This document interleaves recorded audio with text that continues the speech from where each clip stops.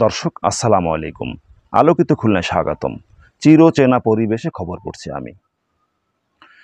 ১৬ নং খাউলি ইউনিয়নে কুকুরের বাড়াবাড়িতে জনজীবনে আতঙ্ক। হানিফের কুকুরে মিলনের ছাগল কামড়ে ৪,০০০ টাকা জরিমানা। শুনছিলেন সংবাদ শিরোনাম, থাকছে বিস্তারিত সংবাদে। ১৬ নং খাউলি ইউনিয়নে সম্প্রতি কুকুরের বাড়াবাড়ি বেড়েছে, যা স্থানীয় বাসিন্দাদের মধ্যে আতঙ্ক সৃষ্টি করছে।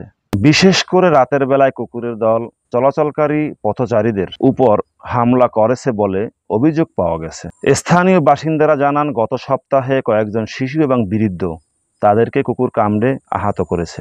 এছাড়াও কুকুরের চিৎকার ও আক্রমণাত্মক আচরণ রাতের নিস্তব্ধতা ভেঙে দিচ্ছে, যা শিশুদের ঘুমের ব্যাঘাত ঘটছে। ১৬ নং খাউলি ইউনিয়নে এক অদ্ভুত ঘটনা ঘটেছে। হানিফের পোষা কুকুর হঠাৎ করে প্রতিবেশী মিলনের ছাগলের উপর ঝাঁপিয়ে পড়ে। স্থানীয়রা জানান, কুকুরের কামড়ে ছাগলটি আহত হয় এবং এ নিয়ে দুই পক্ষের মধ্যে তুমুল তর্ক শুরু হয়। এলাকাবাসীর মধ্যস্থায় শেষমেশ হানিফকে ৪,০০০ টাকা গুনতে হয় মিলনকে ক্ষতিপূরণ হিসেবে। এ ঘটনা থেকে অন্যদেরকেও শিক্ষা নেওয়া উচিত। প্রিয় দর্শক, আজকে পর্যন্ত।